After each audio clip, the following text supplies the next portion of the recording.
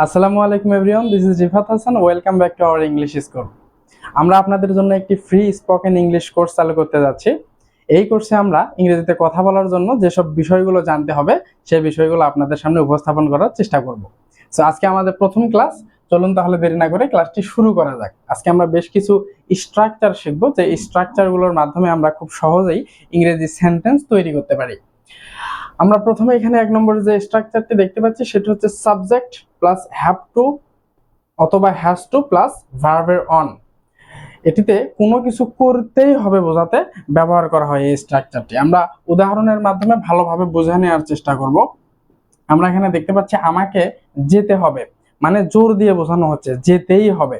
এ ধরনের কোনো কিছু বোঝাতে আমরা বলতে পারি যে subject I have two, HAVE have to, যাওয়ার ইংলিশ গো। গো আমরা জানি ভার্বের সবসময় বেস ফর্ম বসবে এই স্ট্রাকচারতে, মানে ভার্বের মেইন ফর্ম হবে। তাহলে আমাকে যেতে হবে আই হ্যাভ টু গো। এই একই স্ট্রাকচার দিয়ে কিন্তু আমরা শত শত বাক্য তৈরি করতে পারি। কিভাবে দেখে নেই। আমাকে যেতে হবে আই হ্যাভ টু গো। আমি যদি এখানে বলতে চাই আমাকে খেতে হবে, তাহলে আই হ্যাভ টু জাস্ট ভার্বে এখানে আমরা জাস্ট ভার্বগুলো চেঞ্জ করব, তাহলে কিন্তু বাক্য হয়ে যাবে আই হ্যাভ টু ইট। আমাকে খেতে হবে। আমি যদি বলি আমাকে পড়তে হবে, আই হ্যাভ টু রিড। আমাকে পড়তে হবে। আমি যদি বলি আমাকে লিখতে হবে, সেই ক্ষেত্রে আমরা ভার্ব চেঞ্জ করে দেব RITE, রাইট। আমাকে লিখতে হবে। সো সবকিছু কিন্তু সেম থাকছে, শুধু আমরা ভার্বগুলো চেঞ্জ করলেই আমাদের কিন্তু বাক্য পেয়ে যাচ্ছে। তো আমাদেরকে কোনো কিছু করতে হবে, এই ধরনের যে কোনো বাক্য আমরা এই একটি স্ট্রাকচার দিয়ে তৈরি করে ফেলতে পারি। সো আমরা তো হ্যাভ টু শিখে ফেললাম, তাহলে হ্যাজ টু ব্যবহার আমরা কিভাবে শিখবো, সেই জন্য আমি এখানে একটি চার্ট দিয়ে রেখেছি। এই চার্টে কিন্তু আমরা দেখতে পাচ্ছি যে কোন সাবজেক্টের সাথে কোন ভার্বগুলো হয়। আমরা একটু দেখে নেই। সাবজেক্টগুলো দেখেন I, you, he, she, it, we, they এবং কোনো কিছুর নাম, যেমন এখানে রহিম দেয়া আছে। বি ভার্ব আই এর সাথে, যেমন I am. Do verb I do. Have verb I have.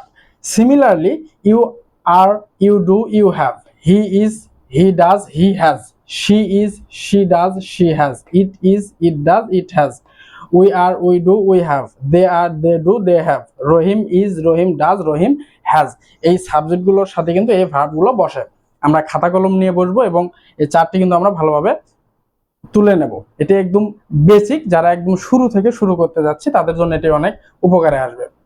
তো দেখুন, আমরা যদি বলতে চাই যে তাকে যেতে হবে, দেখুন হির সাথে তাহলে এখানে কি বসে?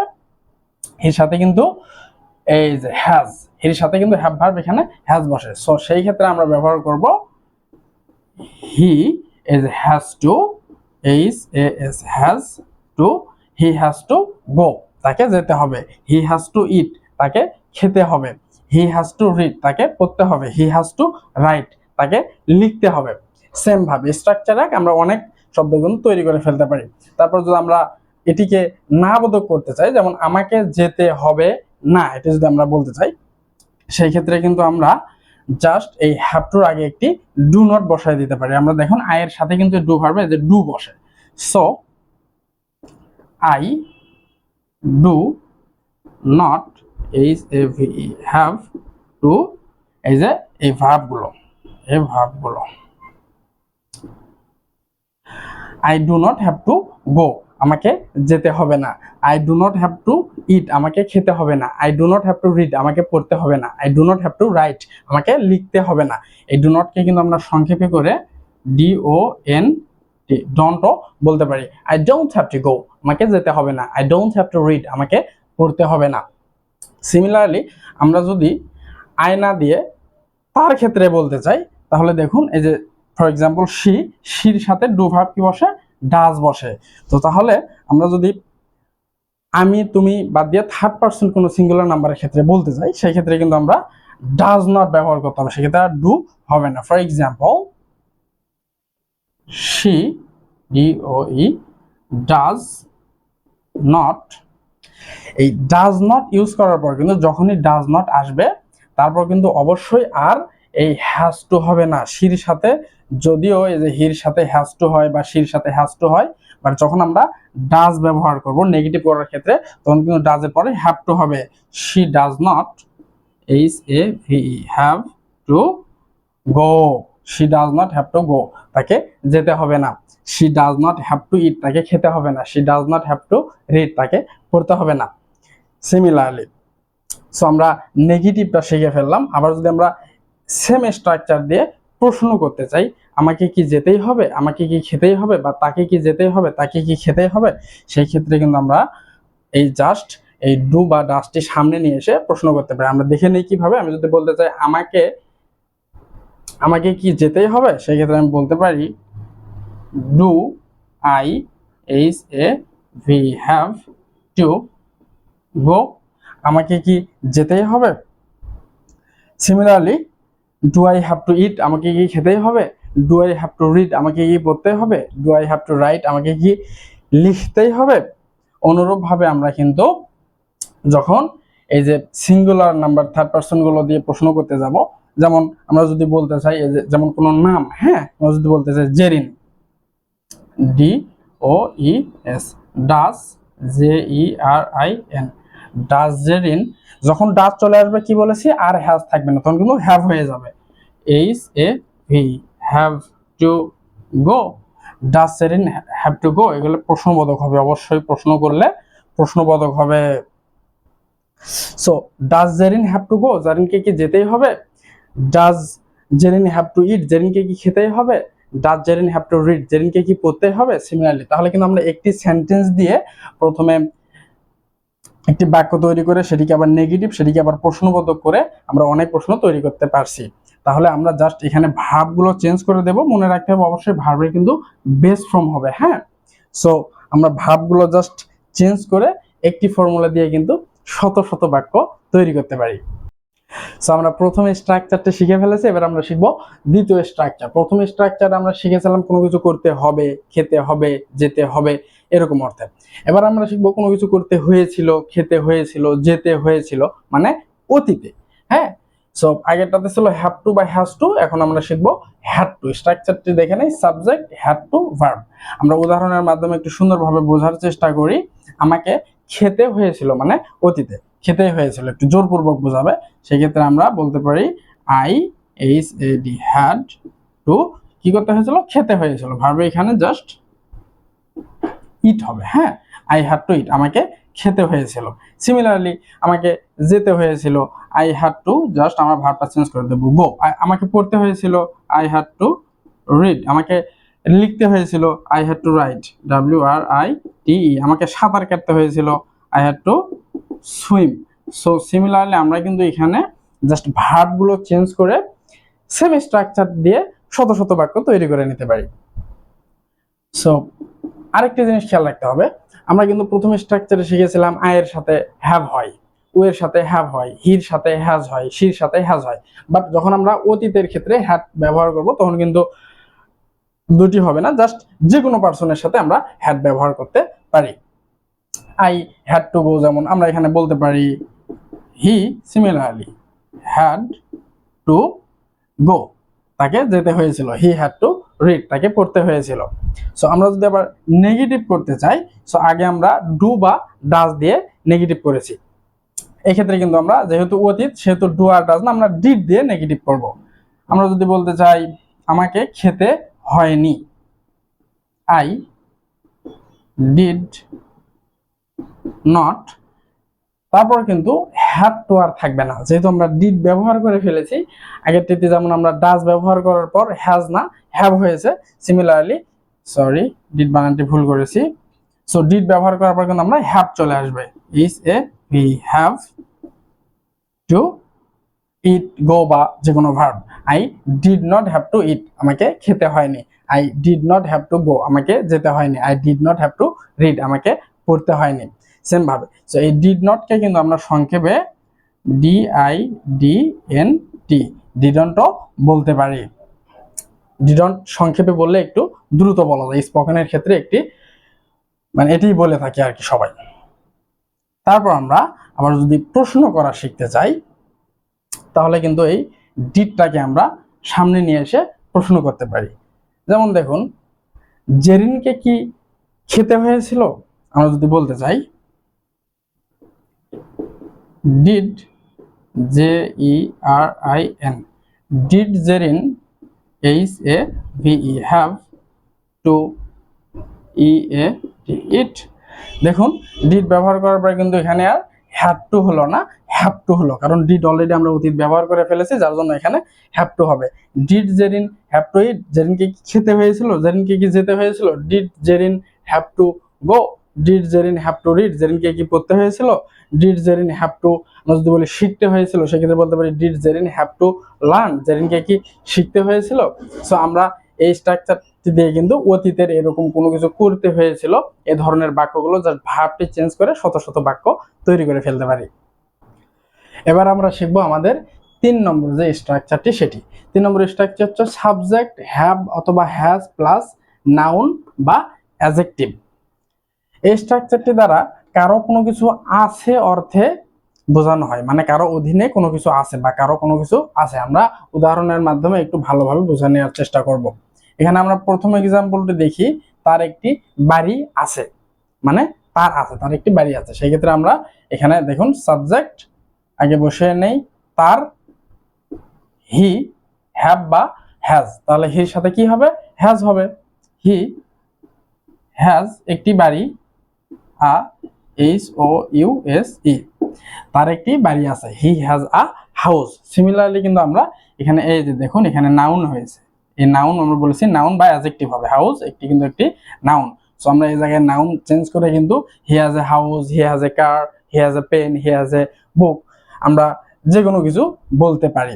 আবার আমরা একটু নেগেটিভ করার চেষ্টা করি, আমরা 2 নম্বর উদাহরণটি দেখি, করিমের সমস্যা নেই। এই ক্ষেত্রে কিন্তু এই যে দেখুন অ্যাডজেক্টিভ, দোষ, গুণ, অবস্থার সংখ্যা, পরিমাপ, এগুলোকে অ্যাডজেক্টিভ বলা হয়। সো সমস্যা এটি কিন্তু একটি অ্যাডজেক্টিভ।